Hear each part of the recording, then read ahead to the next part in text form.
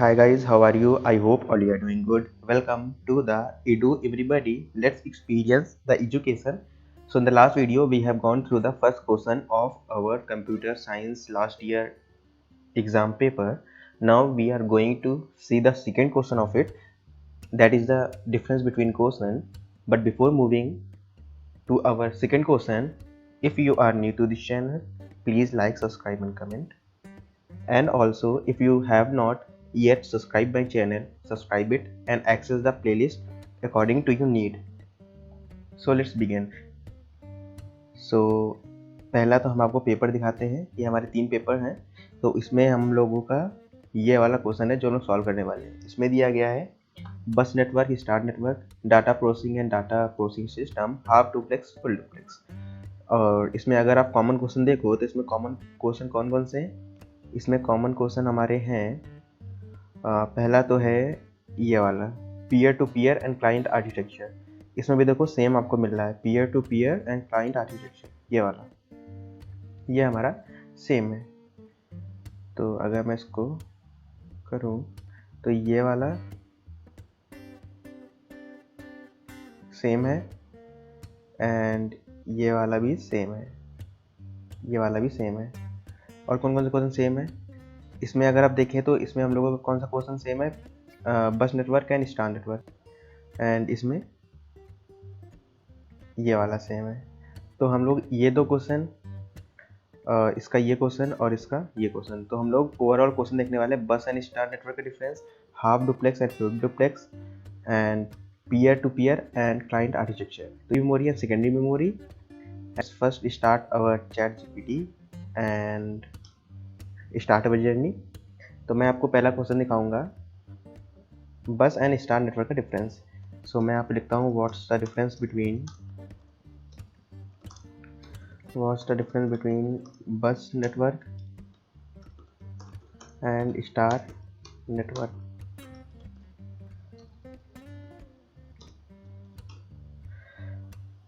तो पहले इसको लिख लेने दो, फिर हम लोग इसको पढ़ेंगे और दोबारा देखेंगे कि हाँ कैसा हम लोग लिख सकते हैं। तो ये तो बहुत कुछ लिखेगा, लेकिन आपको इतना सब लिखने की जरूरत नहीं है। तो उसने क्या लिखा, अब bus network and star network are two type of computer logical topologies. Actually में हमें मान लीजिए कि एक राउटर रखा हुआ है और उसे 500 डिवाइसेस कनेक्टेड हैं, तो ये एक नेटवर्क है। मतलब जब वन कंप्यूटर दूसरे कंप्यूटर से या एक नेटवर्क की किसी राउटर से या numbers of devices when they are connected they form a topology. So topology बहुत तरीके की होती है, लेकिन आज हम लोग डिस्कस करने वाले हैं बस एंड स्टार। तो मैं यहाँ पे लिख देता हूँ बस एंड स्टार टोपोलॉजी, ताकि आप लोगों को सब कुछ क्लियर हो पाए। कि अगर आप इमेज पे जाओ तो ये देखो इतने सारे टोपोलॉजीज होते हैं। पॉइंट टू पॉइंट ये हमारा बस वाला है, ये बस है, और ये हमारा स्टार है। तो आप इसको गौर से देखो, इसमें देखो दिया गया है। ओके, तो in a bus network all the devices are connected to a single communication line called the bus. Data is transmitted from one device to another through the bus, and all devices network can receive the data, but only the intended recipient process it. In a bus network, if the bus fails, the entire network will be down. तो बस क्या है? बस हमारा ये है। तो ये क्या कह रहा है कि इसके पास केवल ये एक लाइन होती है, we call it as a backbone, और उसमें एक नंबर्स ऑफ कंप्यूटर्स कनेक्टेड होते हैं जो डाटा भेज सकते हैं एक कंप्यूटर से दूसरे कंप्यूटर को।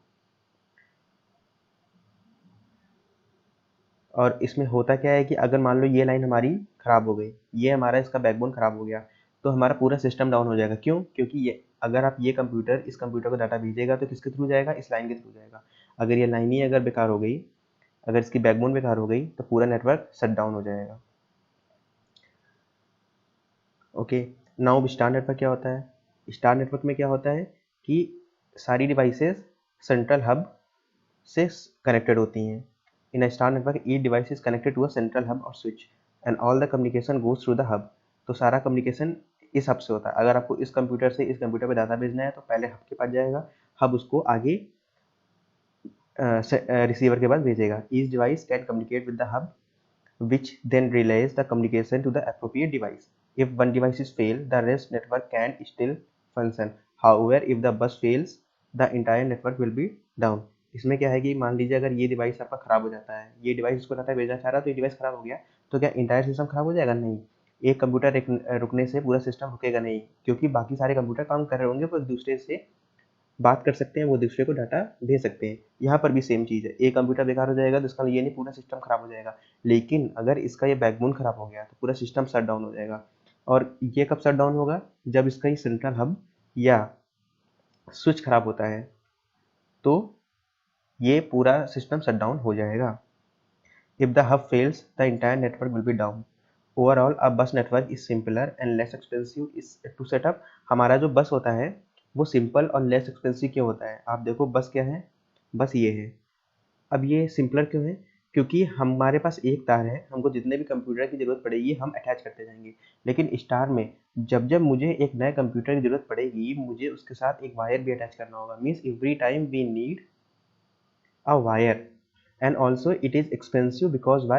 Because hub or switch is very expensive, but in this we need only wire, in this we need wire plus hub, that's why it is expensive. Bus is not expensive and it is also simpler, क्योंकि आप इसको connect करते जाओगे ये एक linear manner में connect हो जाएगा, लेकिन it's not structure is linear, it is in a star manner, so it's structure is getting very complicated as the numbers of computer is getting increase. लेकिन ये लेस रिलायबल होता है than a star network. A computer network is more reliable and easier to troubleshoot, but it is more expensive to set up. जो star में होता है, जब भी कोई चीज़ खराब होती है तो हम उसे ईजिली डिबग कर सकते हैं, उसे पता लगा सकते हैं कौन से कंप्यूटर में दिक्कत है। लेकिन अगर बस में किसी भी सिस्टम पे फॉल्ट आ गई तो बहुत रेयर होता है कि हम लोग उस फॉल्ट को ढूंढ पाएँ, मतलब रेयर नहीं होता है, इट्स वेरी कॉम्प्लिकेटेड। सो आप लोगों को मैं 3-4 डिफरेंस बता देता हूँ। जो बस होता है, it need a single wire, we call it as a backbone and numbers of computers are connected. In star network, the numbers of the computers are connected with the central hub. In bus, the communication getting happen between two computers through wire, and it is a direct communication. But with star, first it goes to hub or switch, then hub sends the data to the receiver side. The bus is not expensive, the star is expensive. The bus structure is linear, the star structure is not linear. The bus structure is complicated, the star structure is not complicated. Bus is not reliable and troubleshooting is very difficult in bus. In star, it is reliable and troubleshooting is easy in star network. तो I hope ये काफ़ी point 5-6 point हो गए जो मैंने आपको बता दिया। बाकी भी आप अपने पास से ऐड कर सकते हो। आई hope that is also clear. बाकी अगर आपको और भी चाहिए कि नहीं मेरे को बताओ कि मेरे को और डिफरेंस चाहिए, तो आप यहाँ पे भी आके देख सकते हो, वही सारे बताए गए हैं कि वही सारी चीज़ें हैं। तो I hope that is also clear. तो चलिए हम लोग नेक्स्ट क्वेश्चन की तरफ बढ़ते हैं। तो half duplex and full duplex, आप यहाँ पर भी सर्च कर सकते हो, half duplex and full duplex. half duplex and full duplex difference। तो half duplex and full duplex are two type of mode of communication in computer network. जो हमारे कंप्यूटर नेटवर्क में जो कम्युनिकेशन होते हैं वो दो तरीके से होते हैं।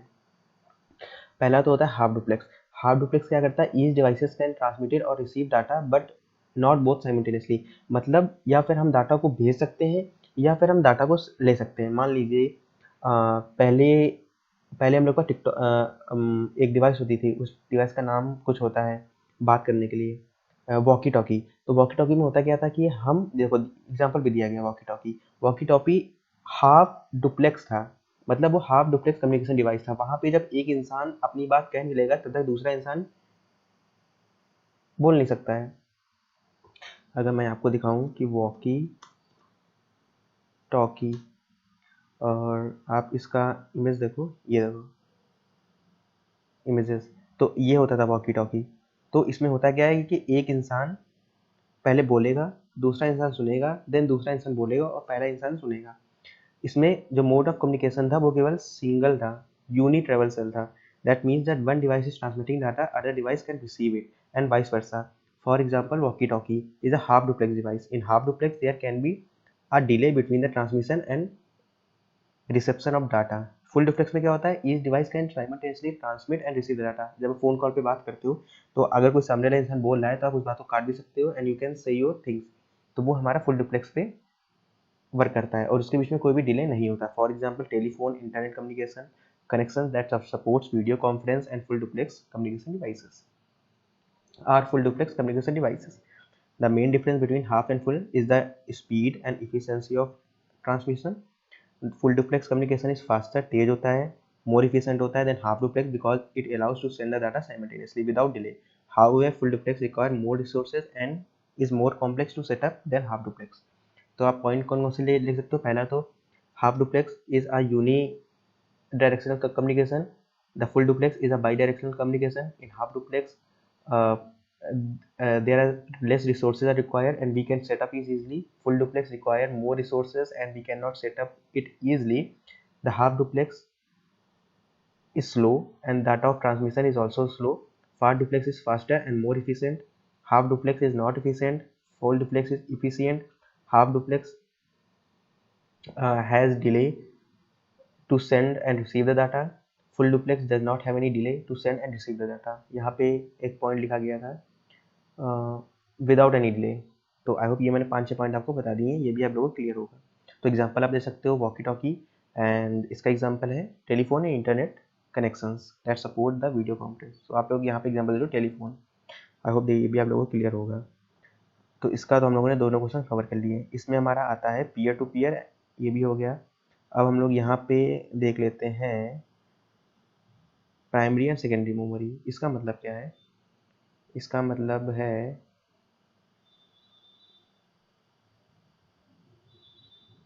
चलो कोई नहीं, मैं लिख ही लेता हूँ प्राइमरी एंड सेकेंडरी मेमोरी, क्योंकि ये वो क्वेश्चन है जो इंपॉर्टेंट है, जो बार बार आते हैं एंड आ भी सकते हैं। प्राइमरी एंड, अगर मैं इसको ना यूज़ करता चैट जीपीटी को, तो मैं आपकी बुक खोलता, मैं आपकी बुक खोल के आपको पढ़ाता, तो उससे अच्छा है कि हम लोग यहाँ पे आके सर्च करें इजी लैंग्वेज में, अच्छे से सीख सकते हैं हम लोग।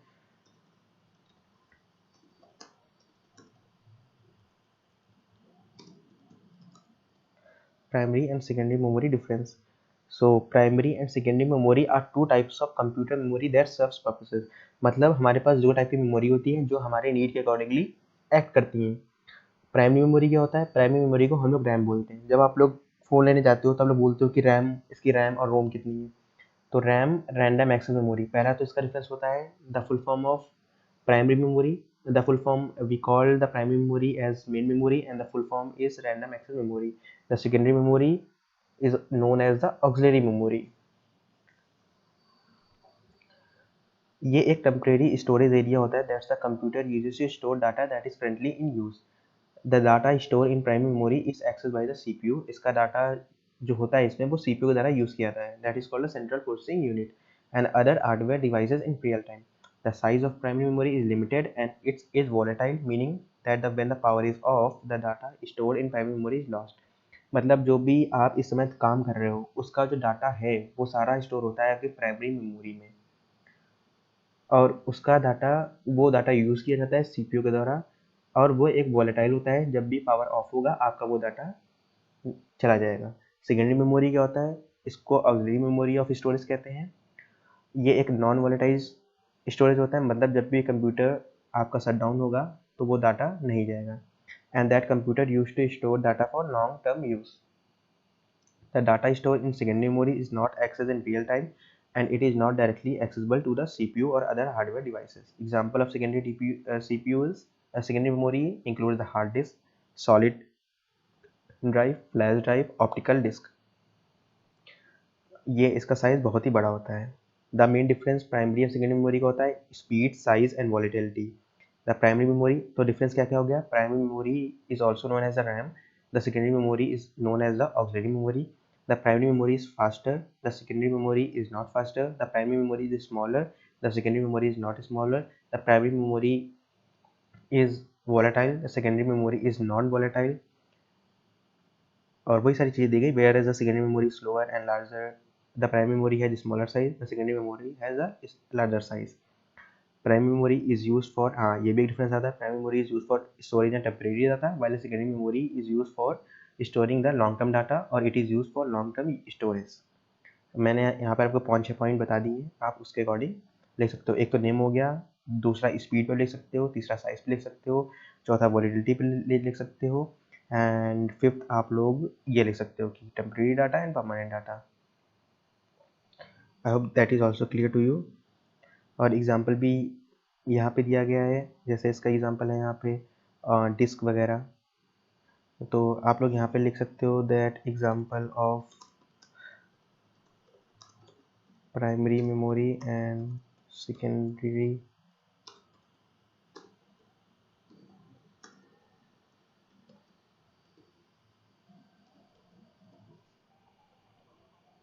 examples of primary memory and secondary memory in a computer system. Primary memory, random access RAM. The secondary memory is hard disk. Primary memory cache. The secondary memory is solid state drive. Primary memory is registers. तो ये सारे हैं, आप इनमें ले सकते हो। The example of primary memory is hard disk and cache. The secondary memory is SSD and the HDD. I hope that is also one of the point. So आपके पास 5-6 पॉइंट हो गए हैं, आप आराम से उस चीज़ को लिख सकते हो। तो अब हम लोग बढ़ते हैं अपने नेक्स्ट क्वेश्चन की तरफ। सो ये भी हो गया। अब हमारा आता है peer to peer and client server architecture. तो मैं यहाँ पे लिखता हूँ peer to peer and client server architecture. Peer to peer and client server architecture का डिफरेंस मैंने को यहाँ पर लिखना है।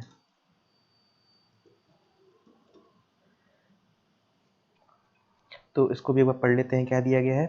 Peer to peer and client server are of two types of network used in computer networks.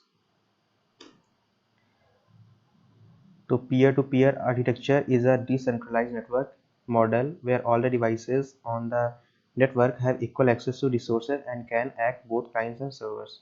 In peer-to-peer, each devices can share and access resources such as file, printer, internet connection with other devices on the network. Peer-to-peer are commonly used for file sharing, application and online game. अगर आप यहाँ पे लिखो peer to peer and client server architecture और आप image पे जाओ तो आप लोगों को बहुत सारी इमेज यहाँ पे दिखेगी। ये देखो पहली इमेज क्या है, अगर आप ये जाओ तो यहाँ पे क्या है, ये क्लाइंट है, ये पीयर है। यहाँ पे सारे कंप्यूटर एक दूसरे से कनेक्टेड हैं और आपको इस कंप्यूटर से इस कंप्यूटर पर फाइल ट्रांसफर करना है तो सिंपली कर सकते हो। आप किसी भी कंप्यूटर को कभी भी एक्सेस कर सकते हो। तो अब देखते हैं कि ये कितना मैच कर रहा है। देखो peer to peer architecture is a decentralise network, मतलब कोई भी सेंट्रलाइज इसमें नहीं होता। मतलब ऑल द यहाँ पे सारी डिवाइसेस किससे कनेक्टेड है, सर्वर से। ये एक सेंट्रल पार्ट है, यहाँ पे कोई भी सेंट्रल पार्ट नहीं है।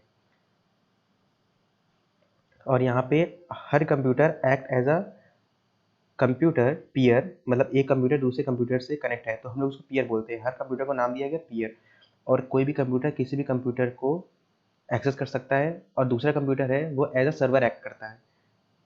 तो वहीं पे यही चीज सेम चीज लिखी गई, where all the devices on the network have equal access to resources and act as both client and server. Each devices can share and access resource such as file, printer, internet connection etcetera with other devices on the network. ये हमारा file sharing और online gaming के लिए use किया जाता है। I hope कि आप लोग क्लियर होगा।